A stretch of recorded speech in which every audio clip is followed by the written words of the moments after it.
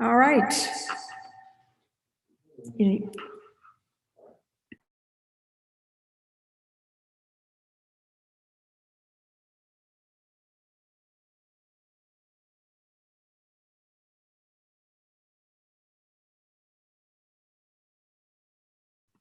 All right, good evening, everybody. Welcome to our April 15th meeting. We're having a very special presentation tonight, which we're anxious to get to. So I'm going to call the meeting to order officially. And if you join me, we'll salute to the flag. And we're in town hall, so I pledge allegiance to the flag of the United States of America and to the republic for which it stands, one nation, under God, indivisible, with liberty and justice for all. Great, thank you. Okay, I'm going to ask the town clerk to take a roll call vote, please, so people at home know who's here. Okay, Supervisor Moss. Oh, Supervisor Moss. Here. Councilman McGivney. Here. Councilman Frazier. Here. Councilman Welsh. Here. And Councilman Durland. Thank you very much. Okay, at this point, everybody got the minutes from February 18th and March 18th, so may I have a motion to approve those minutes? So moved. Is there a second? Second. All in favor of approving both minutes, both sets? Say aye. Aye. I don't hear any nays. That was Nay. one nay. Okay, so the ayes have it. The minutes have been approved for February 18th and March 18th. Thank you very much. At this point, we're very excited to say that we have a special presentation. Maureen Lashley, and she'll introduce Jessica and Brian. I'm going to let you introduce them, but we're very excited to have the executive director of the Habitat for Humanity of Duchess County here. And we're just going to turn it over so Maureen can go and tell us all about it. Thank you, Supervisor Moss. Thank you, Supervisor Moss. Thank you for the invitation today, and thank you also for allowing us to come into your community to help build homes, and we'll talk about that in a little bit.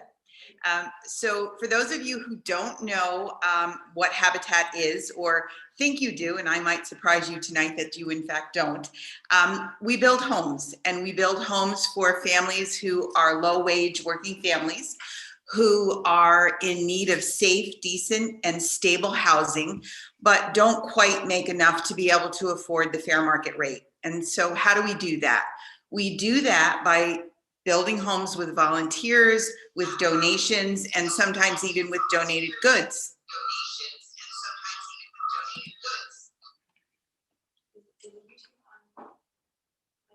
On mute. Is it your speaker?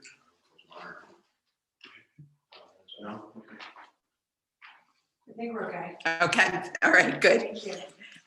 So that little pause was just so that you could process what I just said. As I said, so we can accept your donations. We are glad to have you come and volunteer with us, but ultimately what we are able to do is build a forever home for a family who will now have a permanent and stable place to live. So it's a very, very unique and wonderful program. We partner with Sony May in New York State for our mortgages.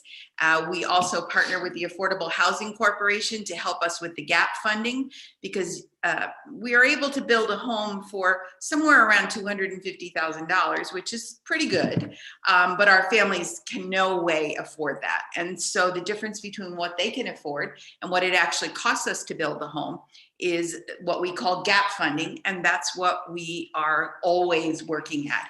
And so we're here tonight to talk a little bit about one of the unique ways that we do gap funding, and that's through our program called Restore.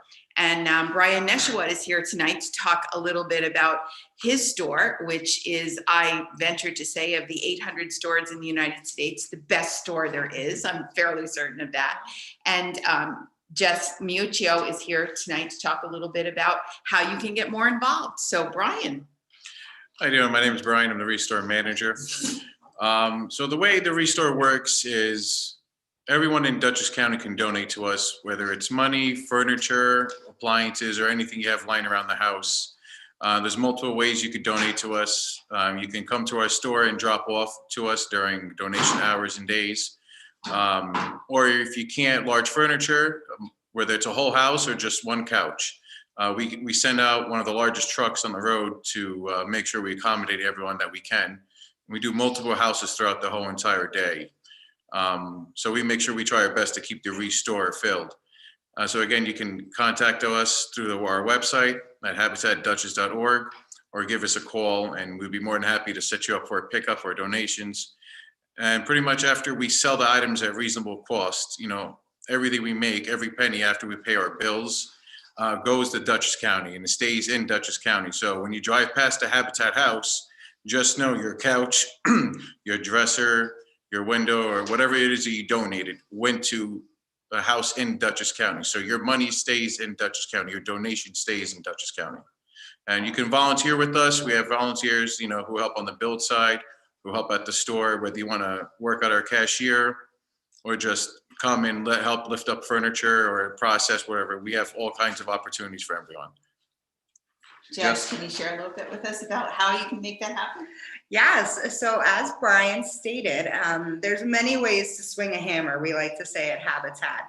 Not only do we have the volunteer opportunities at the Restore and construction sites, but we are also looking for our partners. Our partners can include contractors, painters, corporate businesses, or your local mom and pop businesses. We all play a part in building a home. There's anything from down to the nail to roofing those shingles. You know, all of that contributes to creating a forever home. And it's not just that one home, it's creating a long life impact here in Dutchess County. Not only are you providing a safe and affordable place for your neighbor, your friend, your sister-in-law, whoever, but you're creating 2 living wage jobs also here in the county. You are taking sometimes abandoned homes in blighted areas and creating them into livable, safe, affordable housing, and then putting them back on your tax rolls. Just so many long-term impacts that, you know, not everyone can see those 5 years, 10 years out, but it truly makes an impact. And since 1986, Habitat for Humanity has built 31 forever homes here in the county. We've also performed 127 critical repairs to our current homeowners. One of the most important things is not only getting that home, but keeping that home and to age in place in that home, to raise your children, your grandchildren, and create those long-lasting memories. And one of those ways that we will accomplish our next 4 builds we have scheduled is through our countywide donation day on April 24th. And one of our wonderful locations is right here in your backyard. So on April 24th, you will get to meet our wonderful Habitat family, as well as our wonderful volunteers. And we're calling it Welcome to Restore Remote. So we are asking you to bring those furniture items that you have, to clean out your kitchen cabinets, to go through the garage. We all have tons of tools that we might not be using. So clean out that space, do spring cleaning for a good cause, and declutter your home to build future homes. So we're hoping to see you all there. And if you're interested in helping us that big day, please visit habitatduchess.org and click that volunteer button, and we will see you that day. So we really, really thank you for listening to our presentation tonight. And if you think for one moment that you don't have a skill that we can use, let me leave you with one example. As I said, our families are moving into their first time forever homes, their first time home buyers, and most of them have young children. And one of the first things that we learned in a very sad way was that sometimes parents don't survive their children. And what happens if that family is left without a will, if that mother did not leave a will?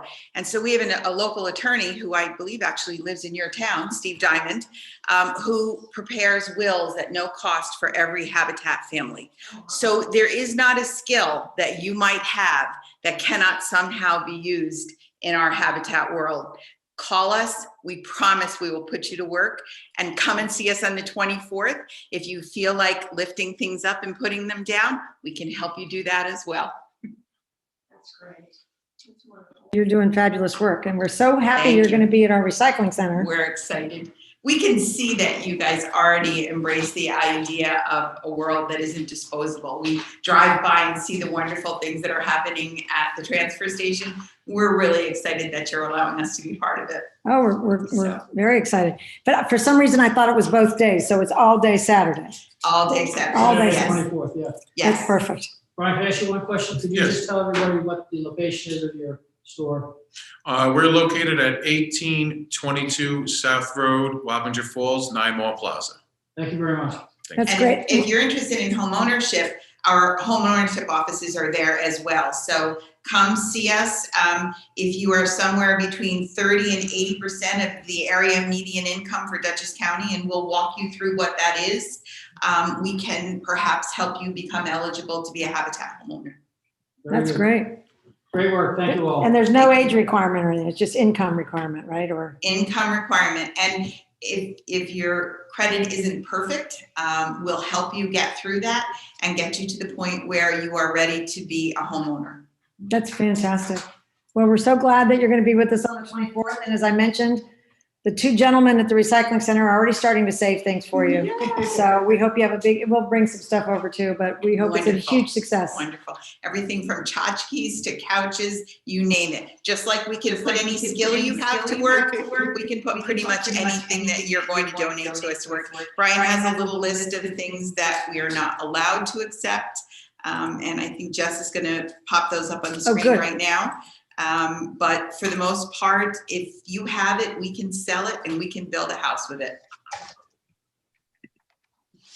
So also on that list, you will see a QR code. If you'd like to take your phone and scan that QR code, it will bring you right to our website for the full list of items we do accept, which is very expensive, and that's why that list wasn't included on this slide. Exactly.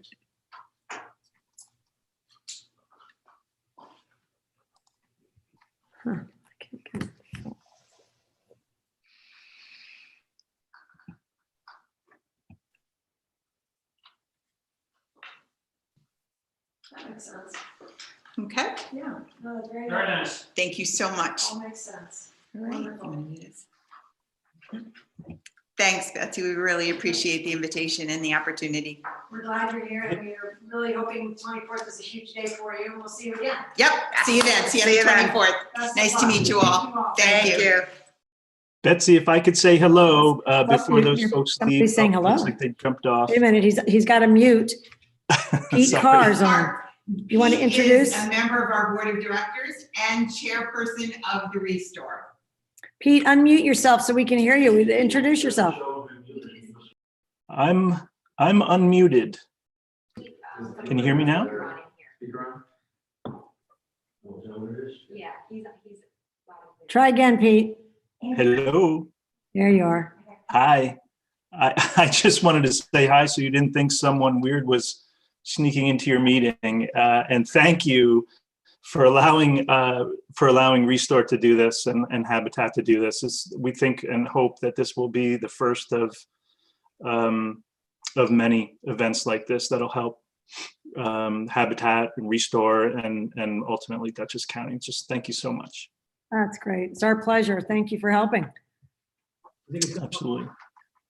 residents motivate them to clean out some stuff. Yeah, I love Still the usable. that flyer, clean out clutter, clean out your clutter for a good cause. Yeah. It's it's so Results are true. Good and habitats. Yeah, I think you're right. I think it'll be a big success. So Thank you, everyone. Really, really appreciate it. Pete, nice meeting you. You too all. Thank you so much. Thank you. Maureen and Brian and Jessica, thank you for coming. You don't have to sit through the whole meeting, just so you know. Our pleasure. But Thank you so much. safe traveling. Thank you so much. All right, take care. See you soon. Yes. Okay.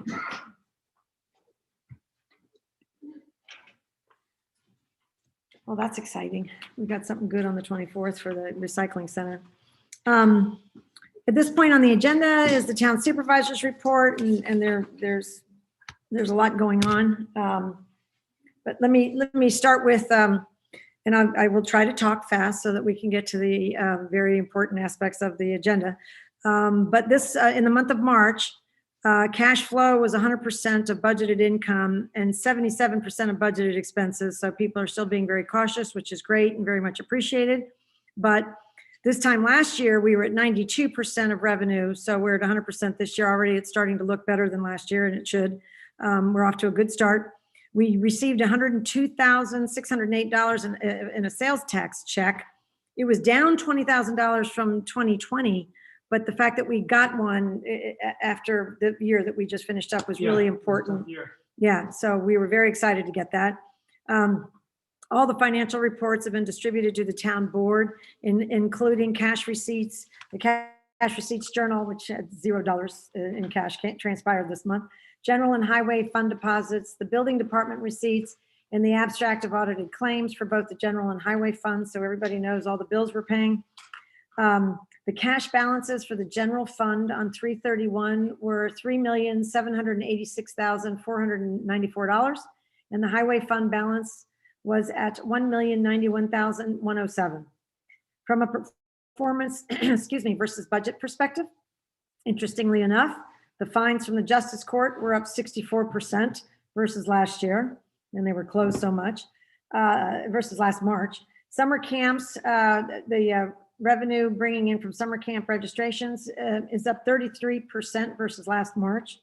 Dog licenses, congratulations, town clerk. They were up 45% for the month of March. Great job. Recycling center was up 5% versus last March. So I think since our expenses were down and we're off to a good start, these are some of the standouts for the month. Our annual update document, or as most of you know, it's our annual financial report, which is due to the state May 1st. We have to get it in the state comptroller's office. We're on track, of course, to turn it in on time, which is per usual. We're meeting with our accountant next week to review everything to make sure. I think it was in really good shape because probably just about for the first time ever, everything was caught up, in QuickBooks and everything that we operate. So we're feeling good about that.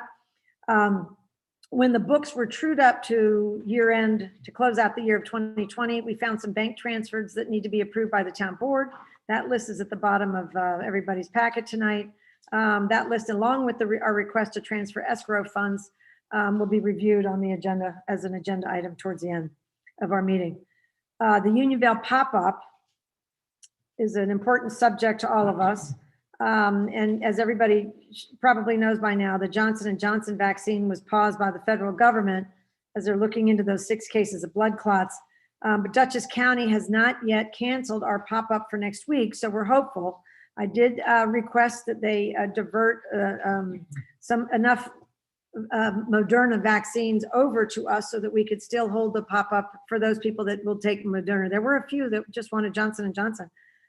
They haven't said no, but they haven't said they're not canceling us, and they haven't said they won't do that yet. I think they're really working hard to try to make everything happen, and we really appreciate that, and hopefully they won't cancel us, but we will let everybody signed up for the pop-up. We have cell phones, we have email addresses, and we will communicate as soon as they tell us, okay? Keep your fingers crossed. With regard to our solar development, it's coming along really well. They're currently running lines to connect to power.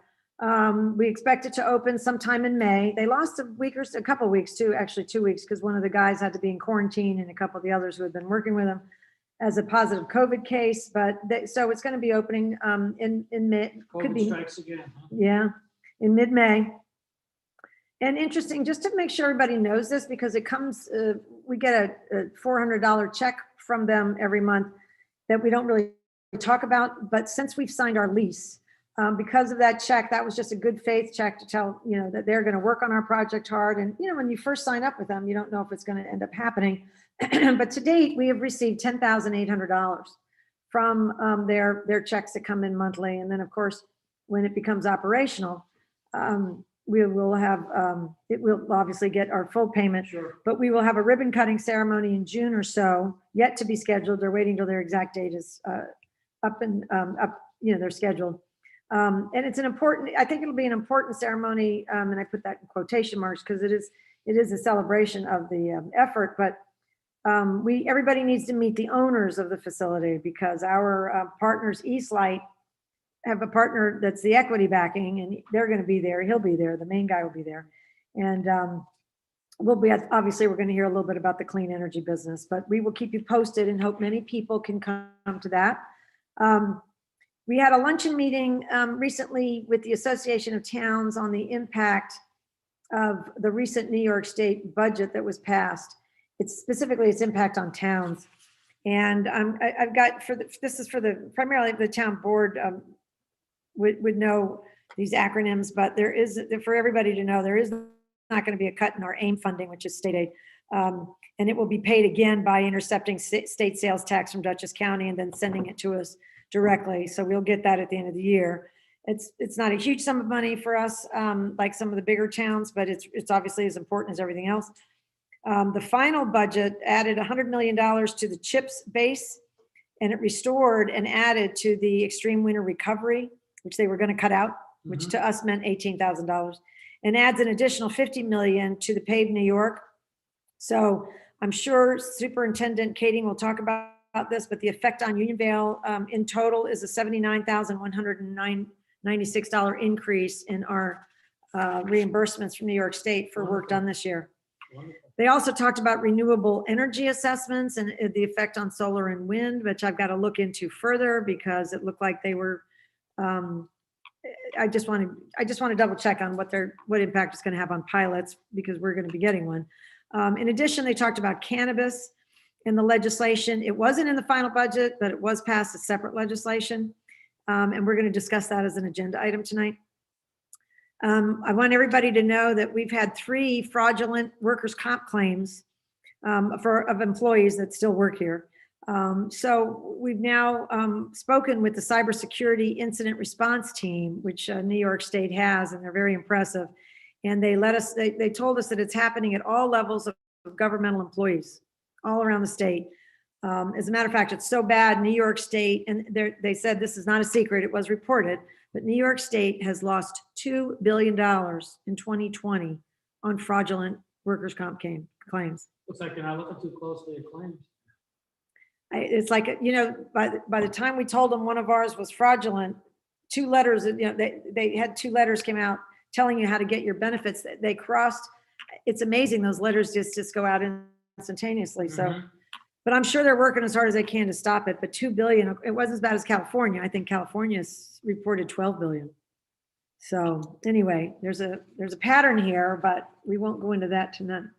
I met with a telecommunications engineer, a consultant who's worked closely with the town years ago on the cell towers and stuff, and shared some reports with this engineer. And he actually thinks there might be some things that we can do, or that he might be able to help us with in assisting us with the cell service. So he said, let's talk again, because he's got a couple of ideas and we'll find out if they'll work here. Keep everybody posted. Anybody interested is invited to come and sit and hear David talk.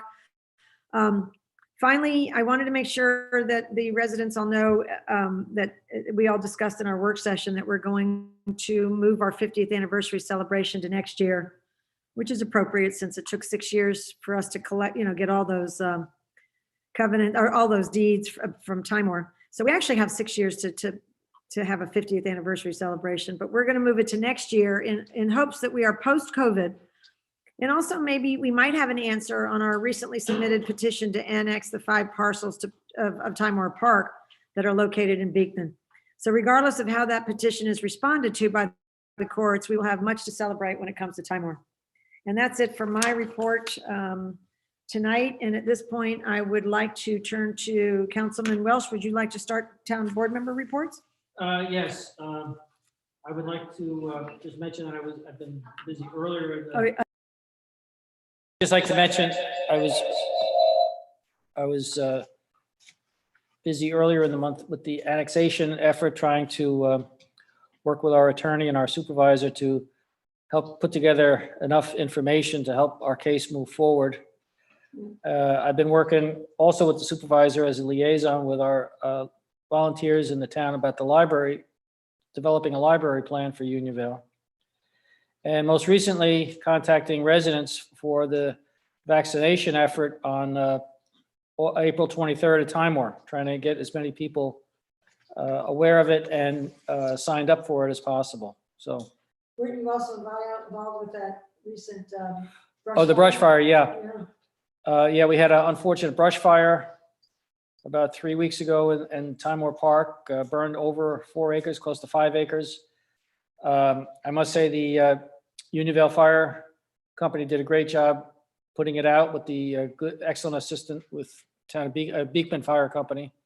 They sent quite a few people with equipment, and thanks to a good response, a quick and a good response, the fire was contained fairly quickly because things are so dry. And I have to compliment our residents that this was one of the driest springs in a while and very windy. And people obviously were pretty careful because that was the only call we had all spring so far for a brush fire.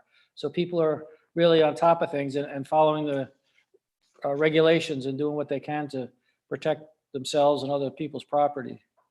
How long is the ban on for? The ban is on for 1 month from today, May 15th. Okay, No outside burning of brush or whatever. that's good to know. Yeah.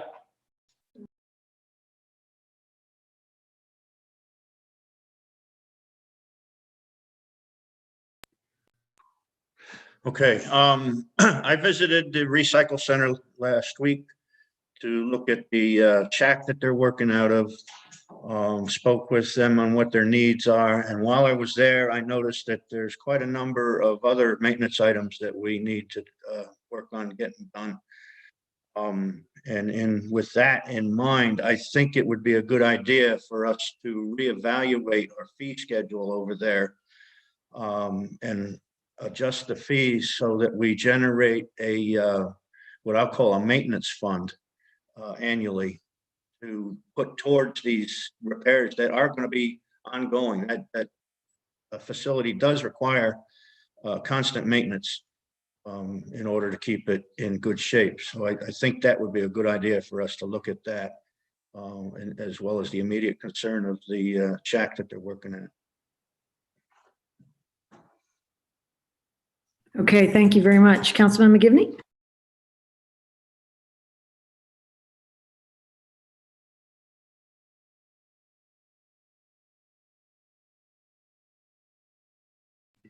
Councilman Derland?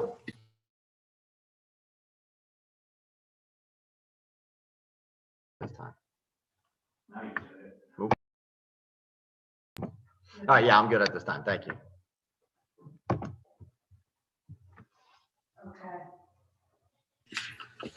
All right. Thank you, gentlemen. At this point, we're going to ask our town highway superintendent, Mr. Ed Kading, to share any information he's got for us. Can you hear me?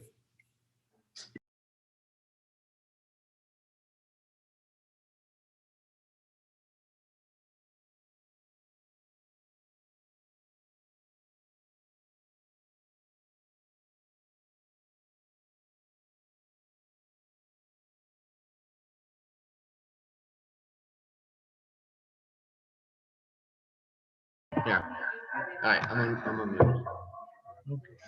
Can you hear me now? Let me just, I'll just slide you over. Yeah.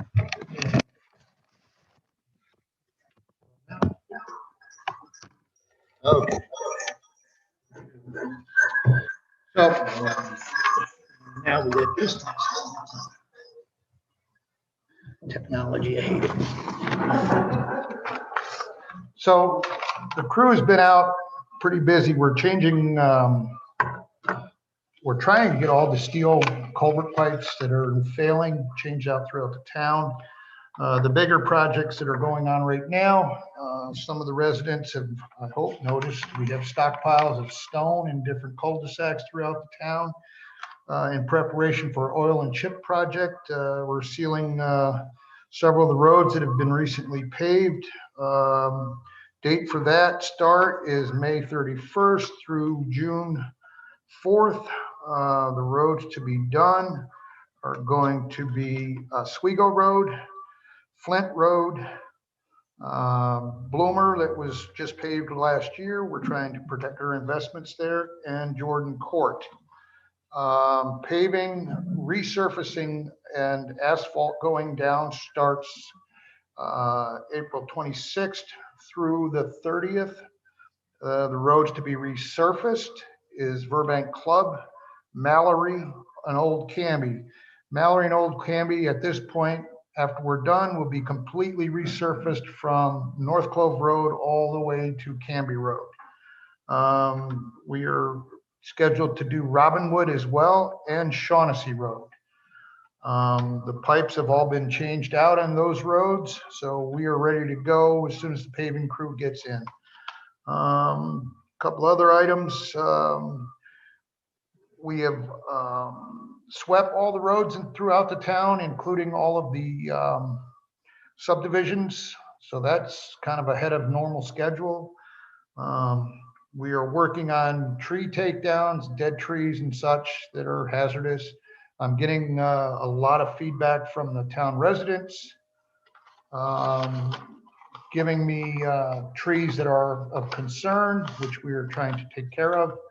So if you have a tree and you are a resident, please don't hesitate to let us know where it is. If we can do it on our own, we will. If not, we're going to have to get a tree service, and that's expensive. I think that pretty much covers what we're up to. Oh, one other thing, just kind of a note. We are accepting brush at the highway garage for us to dispose of. We have had a couple commercial guys coming in, dumping large loads. That's not acceptable. If you're one of the guys doing that, please stop and you will be notified if we catch you. That's all I got. Thank you. Okay, thank you, Superintendent. Good. All right. Next up is our town clerk. Do you have a report tonight? Yes, I just wanted to mention that it is April and it is fishing season. So if you are in need of a New York State permit, my office can do that, as well as the Time War permits. They are free to residents and $30 for non-residents. And our park manager has stocked the stream. He might talk a little bit about that. I don't want to steal his report, but actually, since he's here, Jake, the question I keep getting is where do you put them? Like, do you scatter them around? Oh. Yeah, we scatter them all up and down the creek. Okay, yeah, that's a common question. I honestly didn't know the answer. So anyway, we can take care of permitting you in order to catch them. So for those of you that have already bought your season passes, I just got the guides from DEC. The syllabus is for fishing. So if you want to swing by the office to pick one up, you're more than welcome. That's all I have. All right. Thank you very much. Appreciate it. Public comments on agenda items. We didn't have any of those, right? Sue Kilcrease actually wanted to comment on an agenda item. Okay. Is Sue Kilcrease, one way to do it is just use the chat box at the bottom. Do you want to write it out? No, I'm here. Do you see me and hear me? I don't want to write it. She's on to be able to speak around. So you can hear her. Not hearing her. I am here. Can you hear me? Yes. Now we can. Okay. Hi. So I was really happy to see that you're going to be talking a little bit about the library later on. So I just wanted to mention and echo what everybody said about the architect.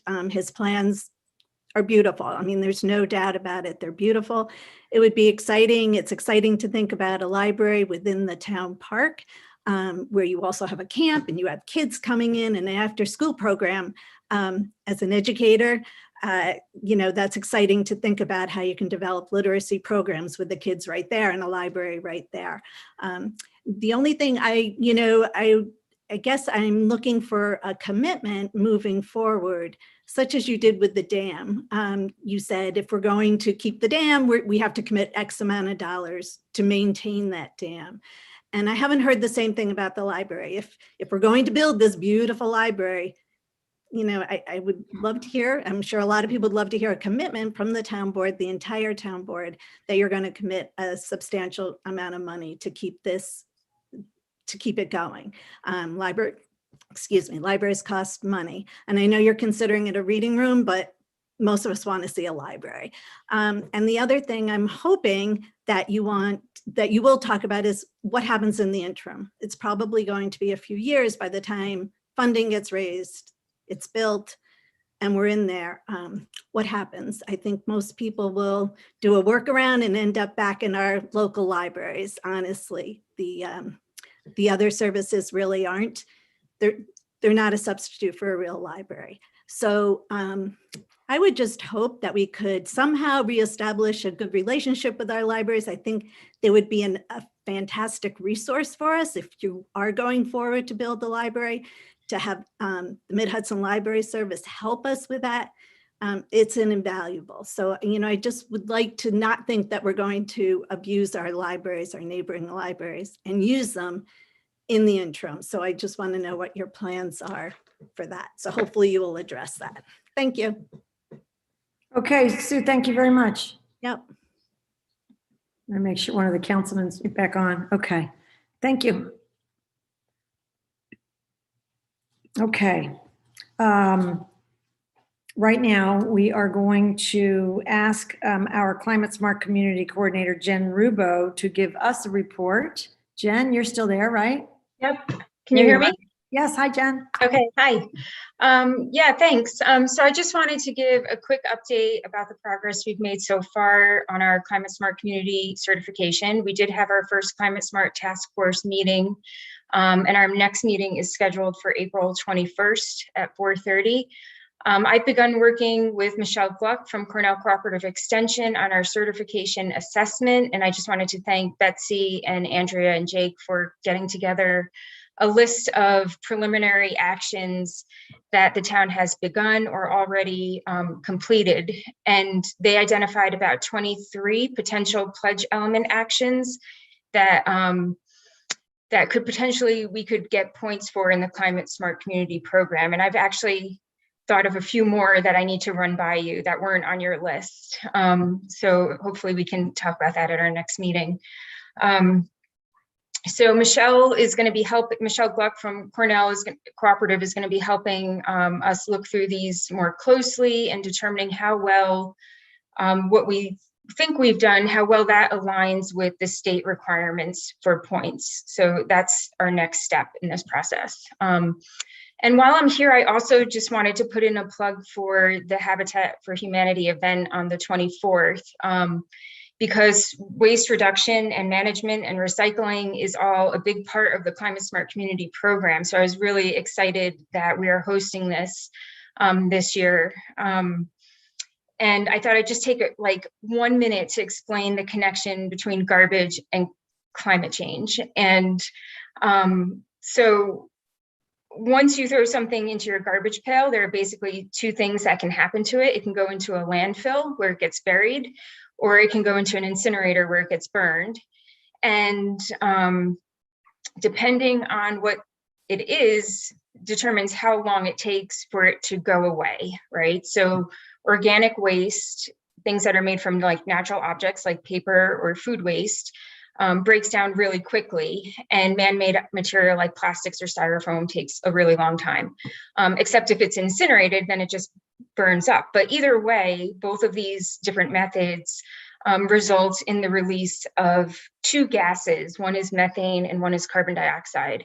And both of those are greenhouse gases. And so these gases are what is causing, when you have a lot of these gases in the atmosphere, that's what's causing our planet to warm at a very fast rate, faster than normal. So the more garbage we have, the more greenhouse gases we have, and that accelerates climate change. So there's other options besides throwing things in the garbage. You can reuse them, you can fix them, you can compost, or you can just stop buying unnecessary items in your life, and so that you don't have things to throw away. That's probably the hardest thing to do. But I think the event on the 24th with the Habitat for Humanity is so important because it gives us a really easy opportunity to give away these items that we don't want anymore instead of throwing them away. And a lot of times these things are hard to get rid of. They're large objects like furniture or building supplies. And they're going to a really great organization that will either reuse them or sell them. And the money's going to go to a great cause, as we heard earlier. So I personally have bought stuff from the Restore. We bought a beautiful bedroom set for my daughter. It's really inexpensive to shop there. So it's also very economical to be reusing these materials. Just also wanted to say that on the 24th, there's going to be members of the Climate Smart Community Task Force and the Conservation Advisory Council at the Recycling Center with more information about how to reduce waste. And also we're going to be handing out orange garbage bags to residents to kind of help motivate them to clean up trash on the streets around them in honor of Earth Day and to keep our town beautiful. So hopefully we'll get to see some folks out there that day. So that's all I have, but thank you so much. No, that's great. Thank you. Actually, our highway superintendent is very much behind anything he can do to help, and the crew can do to help clean up the litter around the town. So we were talking about this, and just wasn't yesterday. It happened to be this morning, Jen. So he is asking, rather than change the procedure that the town's always had between Earth Day, Thursday the 22nd, and the weekend, people will be getting bags. They can always get additional bags by going by the highway department, because they're going to keep them, they're going to hang them from the pole in a milk crate. So everybody will recognize, go to the milk crate to get your orange bags, or come to town hall, and our town clerk would be delighted to give them to everybody. And then whenever, I think the best thing that works for the highway department is that people will email or call the highway garage. And it's Ed Kading Highway at unionvaleny.us, I think. I'll confirm that, but if they call and let them know they've got a bag on the street, they can be doing it around Earth Day and way past Earth Day. They would be delighted to pick trash up anytime they're alerted that where it is, okay, as to where it is. Yeah, I know my family has been getting bags from the highway department for the past 6 years since we moved here. And every year we go out and we collect a couple bags of trash, and they sit on the road for a day or two, but then they just magically disappear. So thanks to the highway department for doing that. Yeah, we forgot to mention it, but I know he's really he's very much behind it, and is looking forward to helping get rid of any litter we can. So thanks for your report too, John. All right, no problem. Thank you. Take care. Yep. Okay. At this point, we will move on to our Parks General Manager. And tonight you're covering Parks and Recreation, right? Yep. Great. Thank you, Jake. Jake Gastineau. So talking about recreation, I wanted to touch on the egg hunt that we had a couple of weeks ago. Went super, super well. And I want to give a big thank you to Maggie and Wendy and Vincent. They did a really, really great job with it. People were very happy. And Betsy, who came and helped. So that was great. I want to bring up the fact that there is a movie night on April 30th. And we will be showing The Princess Bride outside in the bandstand. You know, bring your lawn chairs and stuff and set up outside. We will have a food truck. It's the same food truck that we had at it wound up being November, but it was supposed to be our Halloween movie. Las Tres Americanas food truck, which was great. But the one difference this time is please pre-register, just so we can have an idea of how many people are actually showing up. And then the other recreation thing I wanted to touch on is our program that we've been running for parents and school-age children this year has now switched back to, for the time being, you know, just the after-school program. Everybody has kind of gone back and going back to school. So we've now transitioned back to ASP. But if the need arises, if a school gets closed or anything like that, we're super flexible, and the team down there in that position is great at being flexible, and we will bring it back, you know, if there's a need, anything like that. But they've really, really been killing it. So if anybody needs after school, you know, care, the recreation department offers that, and Arlington buses to the park. So that's great.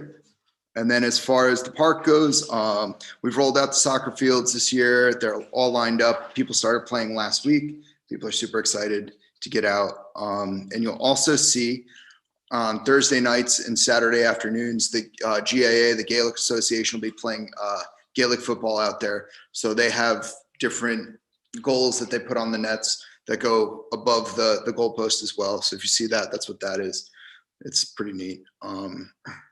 The outdoor bathrooms in the park, both the ones by the maintenance shop and the ones out by the concession stand, are open for everybody who's, you know, visiting the park. They don't have to use the porta potty anymore, because I know people don't like that. Also in the back bathrooms out by the concession stand, the bigger ones, the men's and women's room, were always a little bit stagnant, and it was always a little bit damp in there. We were able to install some fans just to kind of move the air around in there, make it a little better, get a little bit better ventilation in there. It's warmed up a bunch. Well, not today, but you know, last week was nice. And so general spring cleanup is in full effect throughout both parks. Leaves, sticks, all that stuff. Lots of trail work is happening. And as we get farther into the season and there's more people in the parks, if anybody sees any down trees or any problems, just stop and let us know. And then we've removed, anybody who's been in the park knows we removed the cover from the big pool last week, got that running, that's going. Kiddie pool will probably be next week, and we'll get everything set and ready to go for the season there. I want to touch on what John had mentioned, that there was a brush fire in the park. And I just wanted to say that the Unionvale Fire Department was awesome, as well as Beekman. They were there, but it was really impressive to actually see them in action and doing, you know, what they do. And last thing is, I had a really awesome suggestion come in to my email, and the suggestion was to seal the blacktop area that we use that has the basketball hoops up on in Godfrey Park. So we're going to seal that and reline it this season, because it gets used quite often from what the resident was telling me. So it's great. Terrific. That's good. There's so much going on down there. Yeah, it's funny, and you know, you don't think about it, and then, you know, they sent that email. I was like, oh, it's, you know, it's a good idea. So yeah. It's a good spot. That's great. You guys have been really busy, and now recreation is gearing up. So yeah, we're gonna have a busy year compared to last year. This is exciting. So thank you, sir. Next up, we're gonna move into old business, and the first thing that we have is the geotechnical investigation, the tests and the survey results, which the board, we've actually had this proposal for 3 months. Just to give a little history, this is an engineering firm that we've been working with for about 18 months that we picked out of 3 or 4 when we realized we had to get a new firm. This is the engineering firm that helped us go from a hazard class B to an A. We couldn't have done that without them, which is great. They performed our engineering analysis for us last year, which led us to, just gave us a lot of in-depth information about the dam and the you know, the seepage and the things that are going on down there that we are all, you know, waiting to address one way or the other. And the final test that they proposed that we're going to have to do, I think we're all on the same page with this, is this test is to go into the rock of the dam and actually conduct a boring test. And then they're going to take some sediment probes and some other things so we can get a full picture of what's going on down there.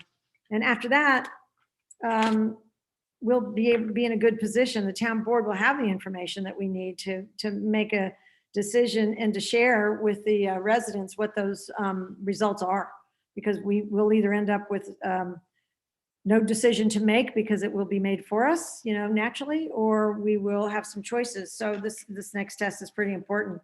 The cost of the test is, if I added it up correctly, it's $35,380 is their estimate. This is a professional, they're professional engineers, and it's a professional service. It wouldn't have gone out to competitive bid as a result. And as a result of this is the third thing they've done for us after we hired them to help us get the dam back in shape, or how to teach us how to deal with it. So with all of that history and a little bit of knowledge about how, you know, where we're going and how we're using this engineering firm, I would like to move that we approve this proposal. So it's been approved and they can move forward as soon as the weather permits and the circumstances permit. Yeah, just want to say one thing. Are they aware that any permits would have to come from the town of Beacon since it lies in the town of Beacon? I don't know, but that's their job, and I'm assuming that they Well, I will. just don't want any slip ups that, they're working for one town, they may assume it's within our town borders, and it's a sort of an unusual. Well, when we sit down with them to go through, they're not ready to go yet because of the weather, but when the weather is permitting, we're going to sit down. There's a couple things that Ed's working on to help us as well, and we're going to have a group meeting, and that'll come up. Okay, And I would expect if you're free, you'll be joining us in that meeting. So, hopefully, yeah. yeah. So all of those things will But be, sometimes those permits might take a while. I don't know. I just don't want to see that as a obstacle for anything. yeah, yeah. No, they want to do it sooner.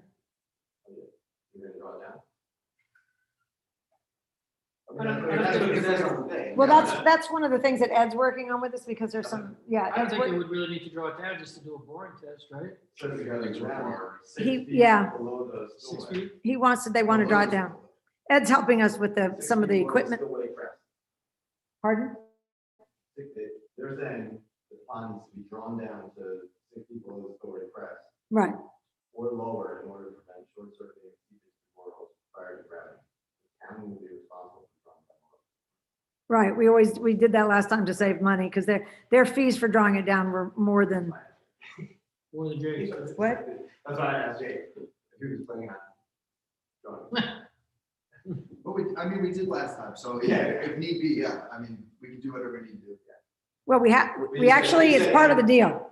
Yeah. So, and I think because their fees were so much more. So they're trying to save us money. And one of the things that Ed's working on with the county is to secure some equipment that was better than what they had last time. That made Jake get that sour look on his face. So we're working on it. So all these questions, when these gentlemen are ready, what we want to do is be in a position for them to go when they want to go and start that meeting with us. So we've had this since December, I think. And then he had the draft on it, and then he took the draft off and sent it to us again earlier this month. So with all that, I'd like to move that we approve this proposal as written from SLR, or formerly Malone McBroom. So they can be ready when the timing is right and all these details have been hammered out. Is there a second? Go ahead. Are we approving the resolution for this, or what are we approving here? We're doing it as a motion. I updated the agenda if you're looking at an old one. We Well, went I'm back looking and- at the agenda in front of me, and I see on your resolutions section this topic. My agenda says motion to approve proposal for geotechnical investigation. So you might not have gotten the last one. I don't know, but the This is what point was is, in my packet when I I'm not read it. really sure that a motion or a resolution is going to be that different. But we went back and we looked at historically. I was going to propose via a resolution, but we have done everything with this firm via motion. So we decided to be consistent and continue that pattern. So there's a motion on the table. Is there a second? I'll second. Okay. All those in favor of approving the geotechnical investigation for dam testing, say aye. Aye. Anybody opposed, please say nay. All right, the ayes have it. Motion carries. The proposal's been accepted, and there will be details to be worked out, and everybody will be either involved in those meetings or kept posted. Okay, the next item on our list is Duchess County's worker comp plan. I just have it on here because I promised to keep it on here until it's resolved. They have been communicating with our attorney. This is a plan that we got out of and that we're trying to settle with the county on. And they have been communicating. I think where we are is we're going to review some numbers with them and show them what we think the numbers should be based on the numbers they're going to give us. And the conversation sounds like it's moving forward. Good. The building department fee schedule. Now this is interesting because we approved the master fee schedule in February. And there is there's a few items from the building department that are on that master fee schedule. And then we realized that we had actually changed our town code and pulled the entire building permit schedule and everything out of the town code to be reviewed by the town board annually as part of the master fee schedule. And that wasn't included. The whole fee schedule wasn't included in what we approved for February. So what you have now is in front of you is the, it's the complete fee schedule right out of the code. It's the one that was in the code, and we put it on, it's just going to be presented in a way that has the ones we've already approved, plus everything that was already in the code. There's been no other changes made. So that's what the idea was to approve tonight. Okay. Now, as far as improving the approach in the union, we'll get to that motion at the end. And we'll have a discussion if need be, but that's pretty straightforward. Improving the approach to Unionvale. I know Councilman Derlin's working on flags and a pole. Do you want to go over that during the work session or? Yeah, let's do it next on the work session. Perfect. Okay, we'll do that on May 6th. And then lastly, under old business, the Unionvale Library planning.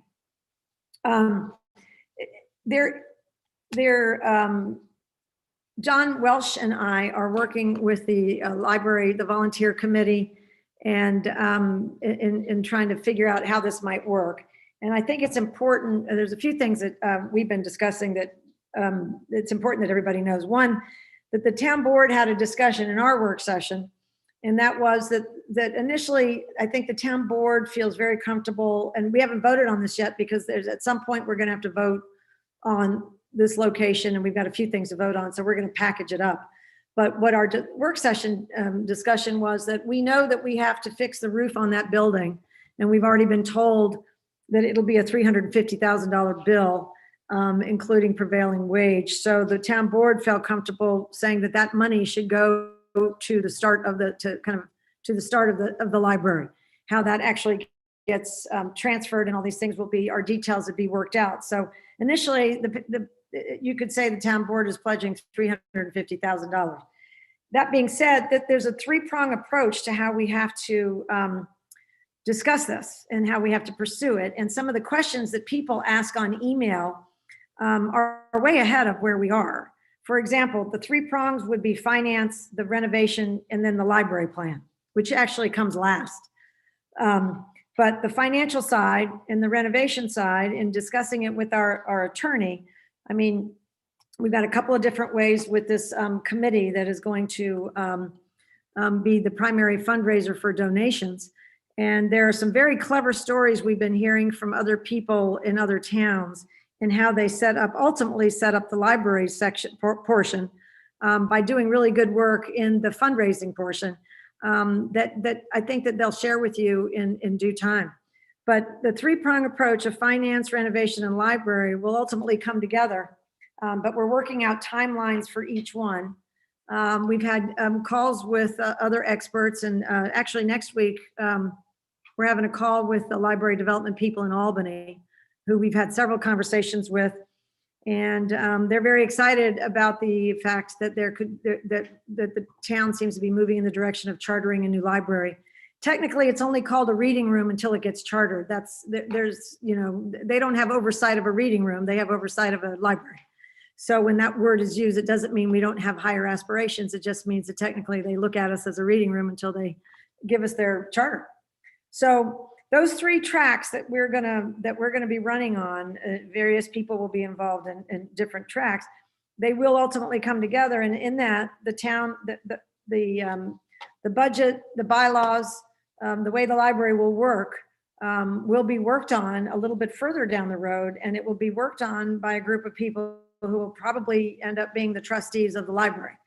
So, these things will come together. So far, we're right on track according to the people in Albany. And yes, ultimately, the local people, not necessarily the libraries themselves, but Mid-Hudson Library System would come into play here as soon as the New York folks, I guess, kind of hand us over. And I know the gentlemen on that committee are anxious to get going with all of this. So it's a little bit early to talk about specifics more than that. We've started to get a lot of information, but the town board has pledged some funding, and I think that we're moving in the right direction. And this, either the volunteers or the part that the town's involved in. We will continue to keep everybody posted as it moves forward. So under new business, I'm going to move on. We were going to talk tonight about security in Timor Park. The town council, everybody had received a map. We've had a resident who was had a knee replacement, so is I can actually. interrupt here. I think this is a discussion that we should have in executive session. It's not really one of those discussions. I believe security is an issue that we should discuss in executive session. Okay, well, I disagree, and what we're just going to cover the top line stuff tonight, Councilman. Basically, the resident had dropped off a map and said that there were some areas that he was concerned about, and he wants to talk about security in the way we talked about security in our wanting to annex 5 parcels from Beekman because we feel that our constables, would be given greater access and have more authority. Control the whole park. Yeah, and have the authority to send, if somebody gets a ticket, they go to Beekman to go to court, and it doesn't even come here. So there's a little bit of a disconnect. So since this gentleman had a knee replacement, and he was in more pain than he expected tonight, we are going to have this discussion on May 20th. So I think it'll be an interesting discussion, that which we can have in public. We certainly don't divulge things that are highly secret regarding security in public, is what Councilman Frazier is saying. But anyway, we're going to discuss it more on the 20th, which is the third Thursday. Okay. Next up, we have our infrastructure list. I think, did everybody get the copy of that? Okay. So in that list, for our consideration, we don't have to review this tonight, but for our consideration is we've added a new pool cover because the old one that's over 10 years old, I guess, you want to describe the damage or how it looks? Go ahead, Mr. Gosnell. So the pool cover that was on there is over 10 years old, maybe almost 12 or 14, something to that effect. And yeah, the seams have finally started to go. It has strapping on it that are attached to, springs, and that's how you tension it across. And in between it is a netting. It's a safety cover, so that way if, God forbid, a kid got in there when the cover was on, it keeps, anybody from drowning. And the seams finally just started to let go when it's out in the weather all year long, in the UV with the sun and the hot and cold and everything, it just deteriorates after a while. So along a lot of the seams, it finally started to come apart. But yeah, we're in the process of getting prices on it. And yeah. So it's a new addition to the list. So we're with just this list, minus the $40,000 truck, which we were thinking we might handle in maybe in a different way, and then cutting down the cost of that cement bridge because some of the experts in-house think that they can reduce that cost considerably and do a good job. That would be fabulous if that could happen. Yeah, and I think that was the general review, and they're going to get together when we give them the go-ahead. And like I said, we're not going to be spending money before we get it. But we're at $644,790, which is over what we're going to be receiving. So and that's X the dam, of course.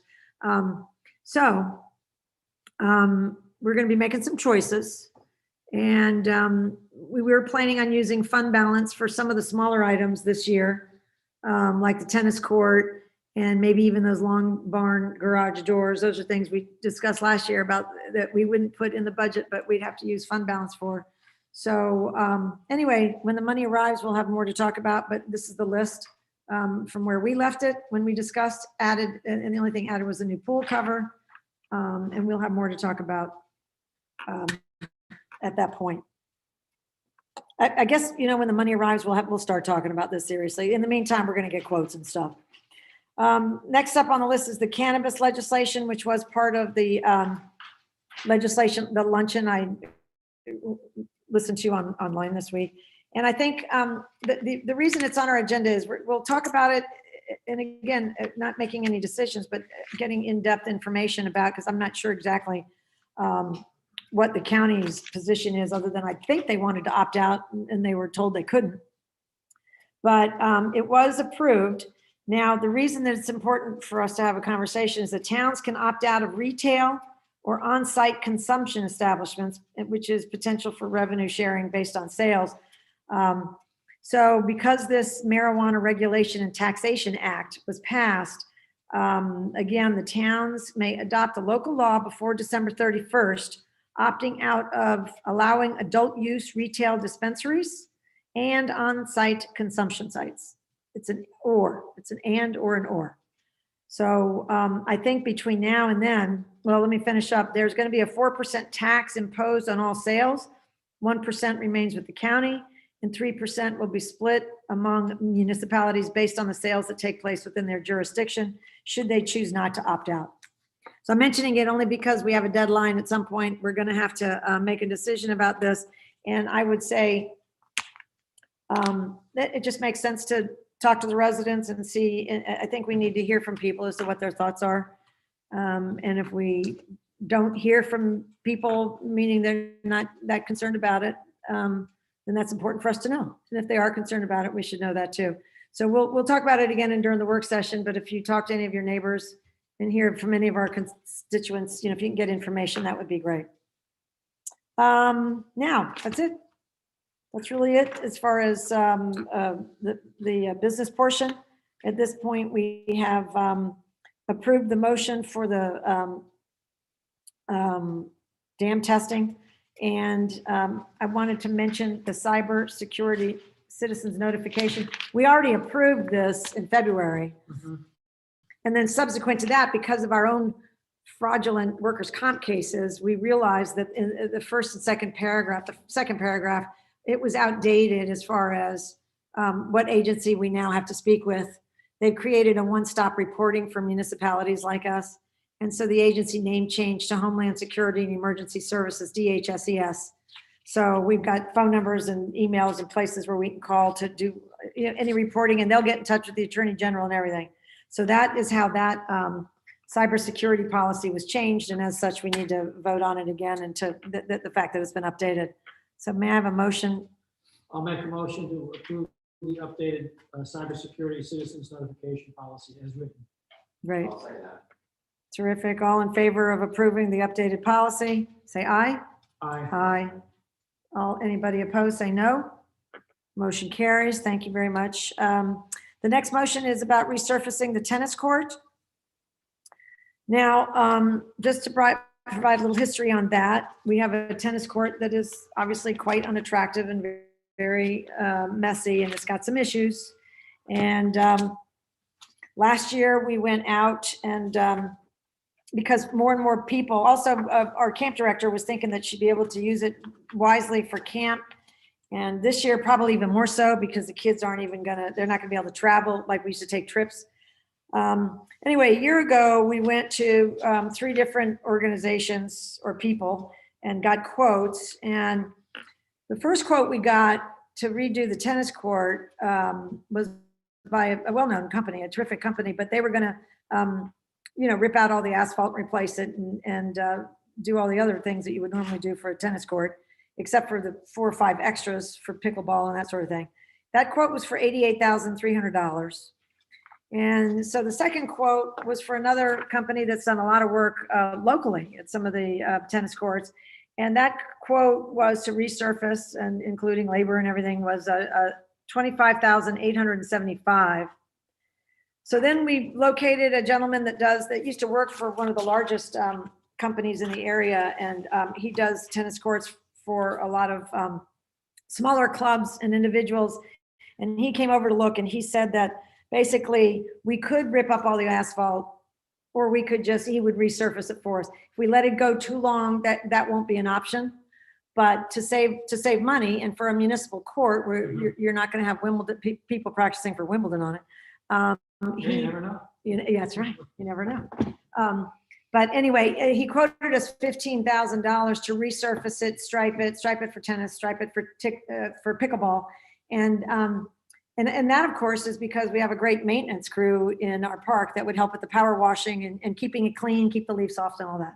So anyway, we checked with him this year and he is willing to hold his bid at 15,000 so that we can have use of that tennis court this summer. And it was really nice of him to keep his bid, the same.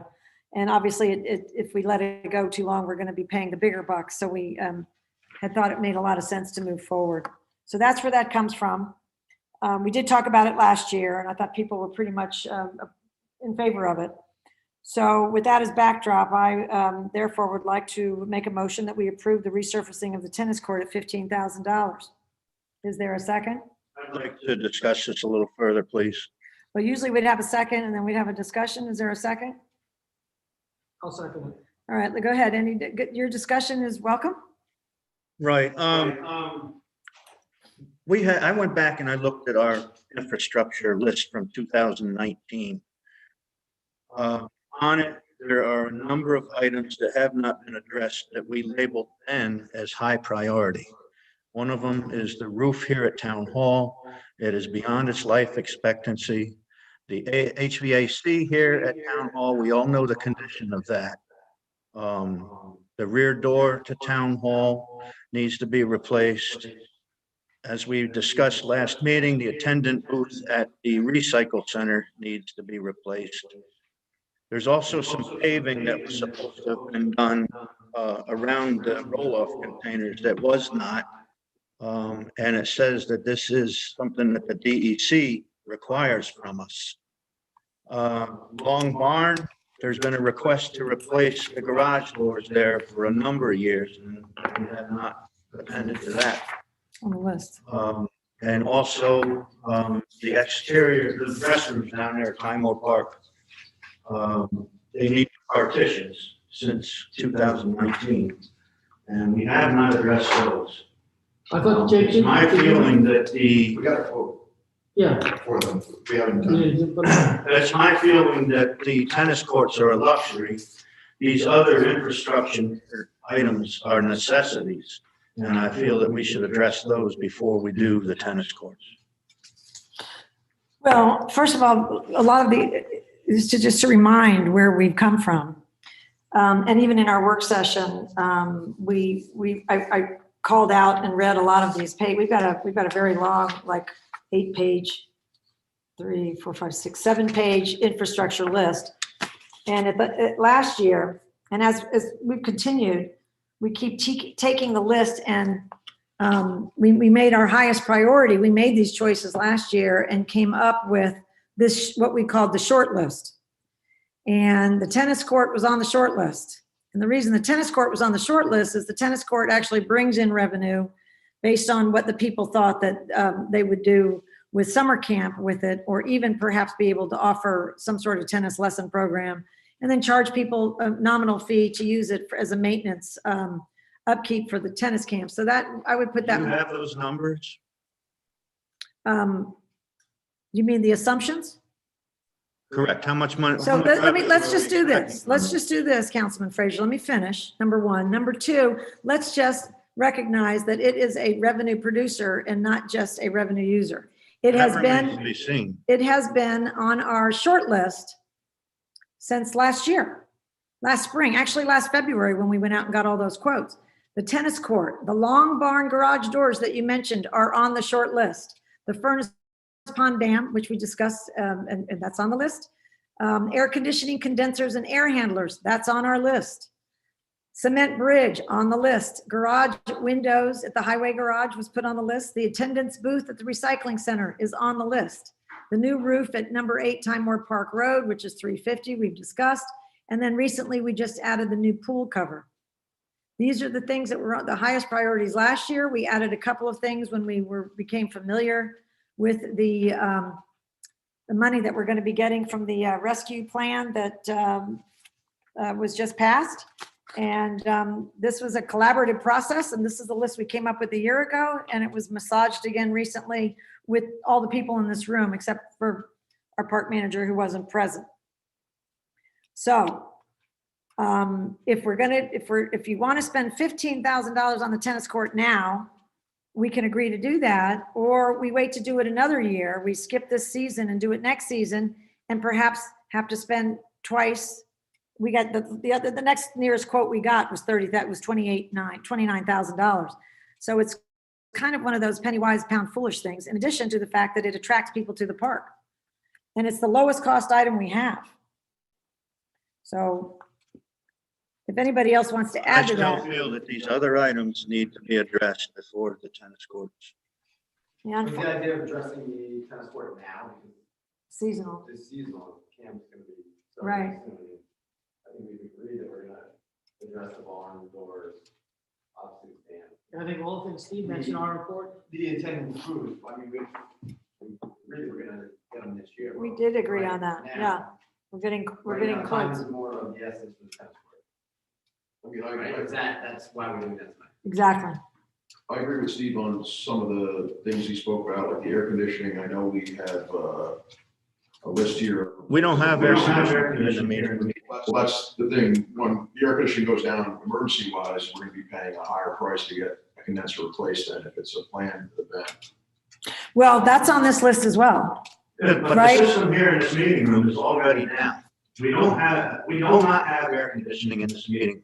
It's on the list. For over a year. It's on the It's list. on the list, but when are we gonna take care of it? Well, I mean, I feel that this air conditioning is more important than the tennis courts. because it suits you, but the tennis courts are for everybody else. The town hall is the people's town hall, not mine. But you and I both know more people are in the park than they are in this particular room. We can get it done, and it is on our list. I thought we agreed at our, not to spend any money until we got it. And we were waiting, and that was, that money, part of that money could be coming in the next couple of weeks.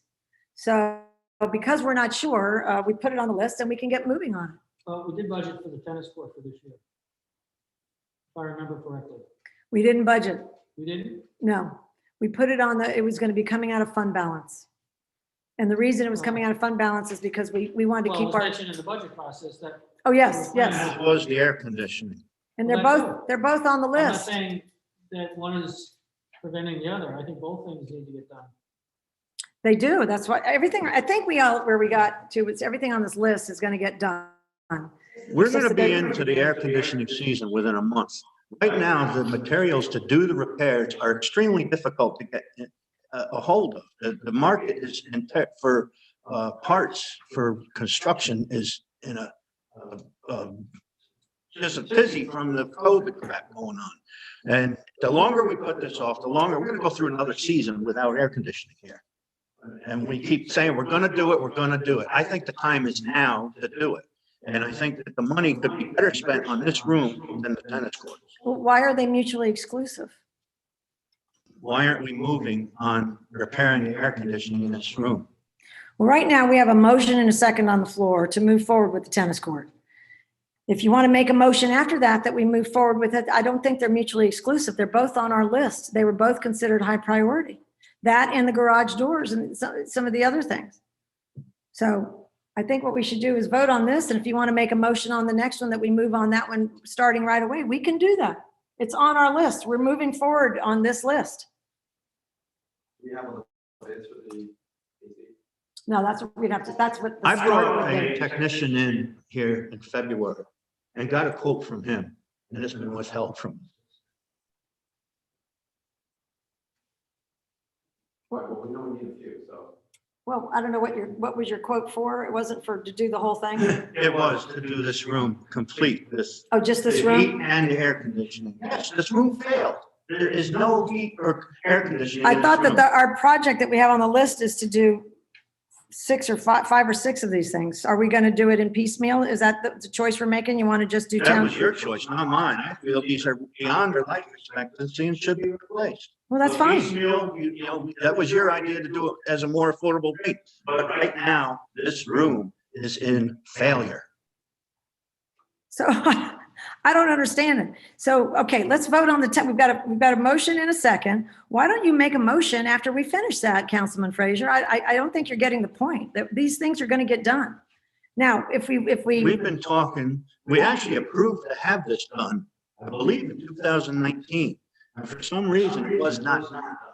And I don't understand that. I'm gonna look into that and find out why that is the case. But we did approve to have this done previously. Well, good. You look into it. And in the meantime, I'm going to call the vote for the tennis court. All those in favor of resurfacing the tennis court, please say aye. Aye. Aye. All those Roll opposed? call vote, please. All those opposed to having I a, request a roll call vote, please. we've already voted. No, if you read the Robert's rules, when I request a roll call vote, it needs to be a roll call vote. I happen to agree with him on that. Would you like to? Okay, Councilman Frazier, Nay. Councilman Derland, Aye. Councilman McGivney, Nay. Councilman Welsh, Aye. Supervisor Moss. Aye. Thank you. Ayes have it. We will be resurfacing the tennis court. Now, would you like to make a motion about the air conditioning condenser so we can begin the quote process? No. I actually have a quote here. Don't we need more than one? Well, the trouble is, we can't find any, this is a sole proprietor. And the other agencies that we have been talking to are not, don't work with the prevailing wage policy, and this would exempt us from that, would be a reasonable rate. And it came in at $12,174 to do this room. That's complete with the Is that just air conditioning? it's heat and air conditioning. Well, we've already done the heat. When did we do the heat? Couple When did we weeks, discuss that being done. probably in January. Does anyone recall voting on that to a proposal being voted on? That was an emergency repair. When did that come up? When did we vote? You were there. When did we vote on that?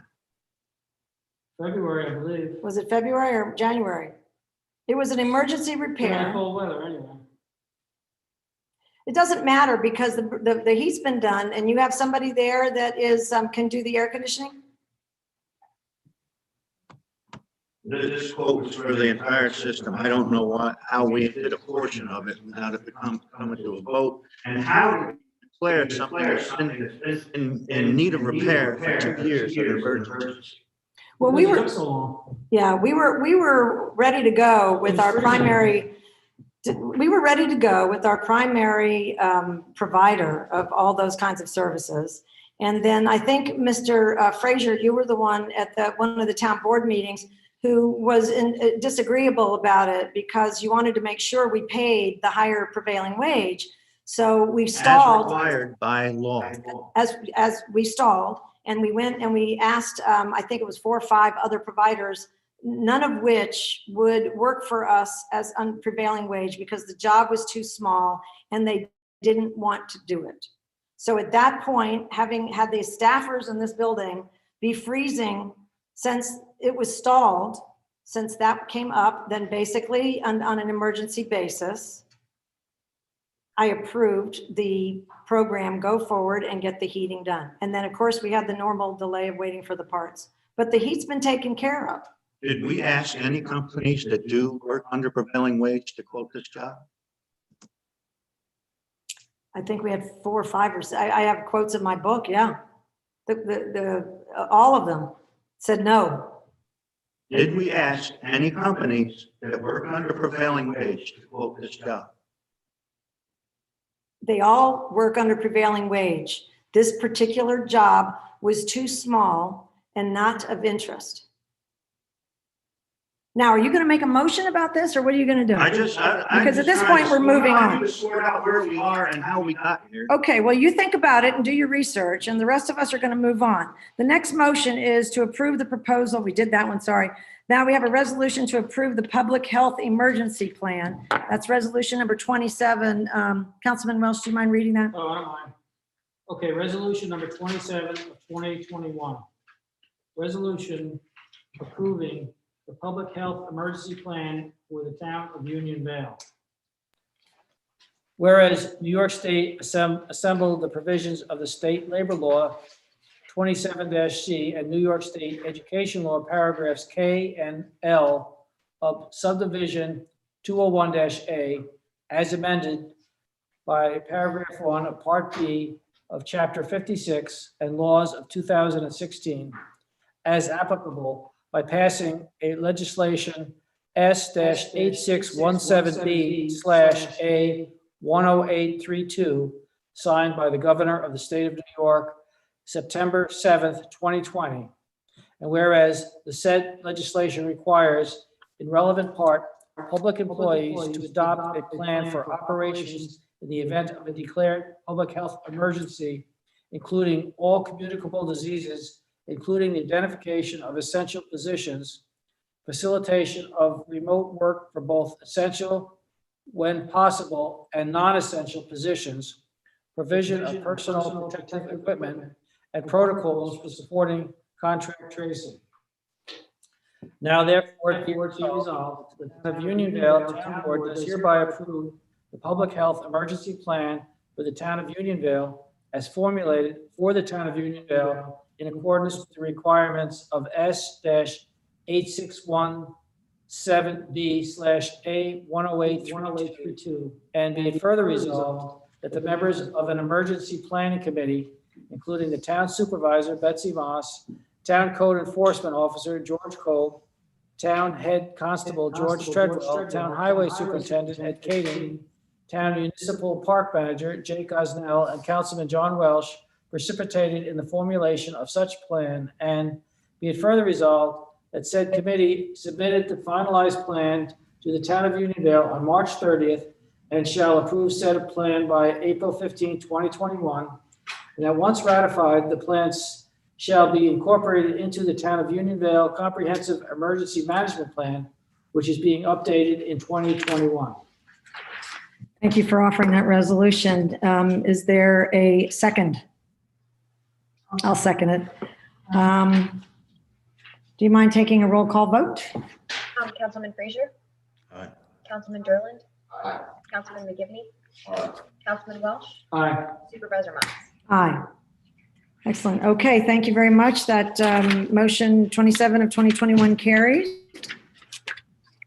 And now the last thing on our agenda item is to budget transfers. And everybody was given the transfers for board approval.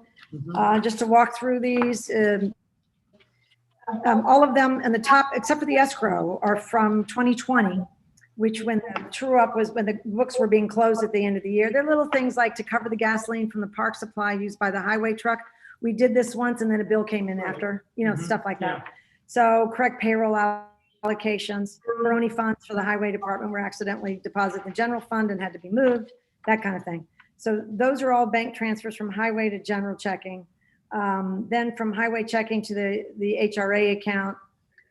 We always put in our budget, we put the money for the HRA account in the general fund, and then we are in the highway checking, and then we have to transfer it out to the HRA account. Same thing with general, but we had done that before. Then we moved interest over to general from the HRA and from payroll to general. And then the final thing is that we currently have $7,597.75 in bills that we have paid with escrow sitting in the account. So we want to transfer that money up to reimburse the general fund. So that's everything previous. And this closed the books in 2020 and we look, everything is nice and clean. So may I have a motion to approve the budget transfers as listed on the sheet provided? So moved. Is there a second? Second.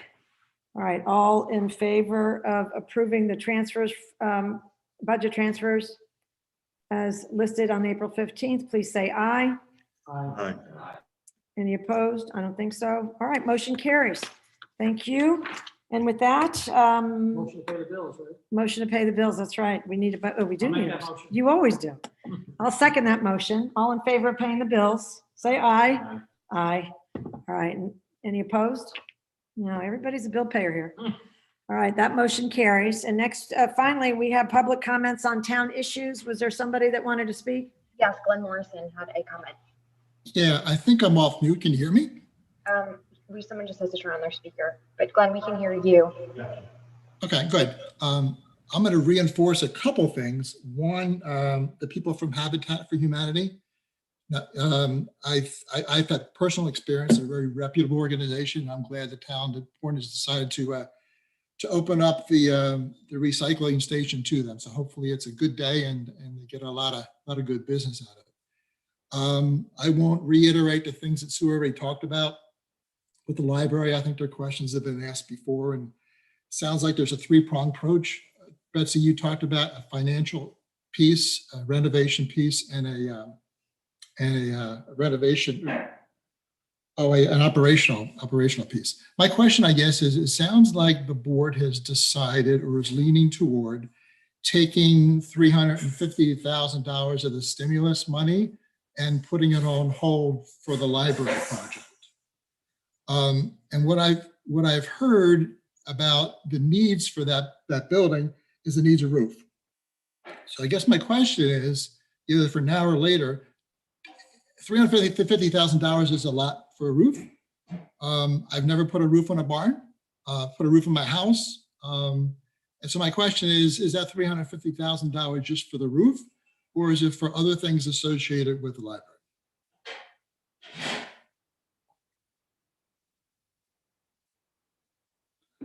I can't hear you. Oh, sorry. The 350,000 is the quote that we were given on to replace that structure over there, because it's large. And since we have to do that anyway, and it's over the same spot that they'd like to put in the library, the board was positively, they were inclined to say that the 350 is going to go for the library, or however we can legally structure it. So it will go into the renovation is basically what we're saying. And the details have to be worked out. And I mean, there's a lot, we have to get, we've been talking to our land use attorney about, how we might structure this. And they're talking about how, how the town can actually receive donations, even if they just can't solicit them, or we don't, but they're working on several different things. But the 350 would go into that renovation budget. But we still have some things that we have to work out legally, and we have to, take a vote on everything. And then we want to hear what the residents would like, as far as, there's going to be a consultant that's brought in to get the residents' input too. So we've got some time before all of these things will come together. But yes, there's a three-prong approach, and that's the beginning of the financial. So what I heard you say is 350 for the roof and other aspects of the renovation. No, what I said was that the 350 is what the roof would cost the town with or without a library. And so the board is positively inclined towards saying that should go towards the renovation. And the rest of it, Glenn, you're just going to have to wait. I can't tell you any more than that. I'd like to add it. I think it'll help them understand. I need to turn you. Sorry, hold on. We understand that the roof needs replaced. It is expensive because of the square footage and the pitch of the roof. It makes it costly. The proposed library would involve modifications to the roof lines, which is why we decided to wait on the full replacement of the roof. If we move forward with that, then we would be repairing areas that are going to have to be modified in the future. So we can do some temporary repairs in the meantime to keep it from leaking, and then decide where we're going to go with the permanent repairs. And I think that's a good plan in that respect. But we do have to do some further research on it. Is that clear, Glenn? Did we lose Glenn? Yeah. I guess I got it. I was just trying to figure out 350 sounded like a big dollar. And I know that there's a timing aspect of this, understanding the financials, as also understanding, I think there's strings associated with the 350K. So that was the basis of the question. Okay.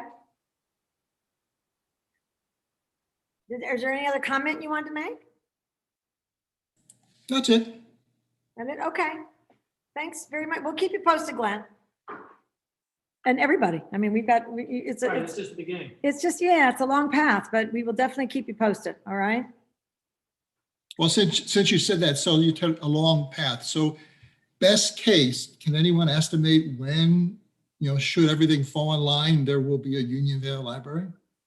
I think that would be a foolish bet to make. How much are you betting on it? I mean, are we talking 1 year, 2 years? Glenn, I don't know. I think you're just going to have to wait. I really do. I think, between that and the other information that we would all personally like to know right now, it's just a little premature. And when we talk to others that are going down this path, they've taken different avenues. And so we've got to kind of let this group assess what they're doing and what they think the timing will be. And our part is actually easier than theirs. So just stay tuned and we'll do the best we can to try to get you that information as soon as we think we won't be misleading you. We want to make sure we're accurate. And so we need a little more time. Okay. Did you have any other comment, Glenn? No, that's it. Thank you. Okay. Thank you. All right. With that, may I have a motion to adjourn? So moved. A second? Second. All right. All in favor of adjourning. Thank you very much, everybody, for being with us. See you on the 24th. Have a good night.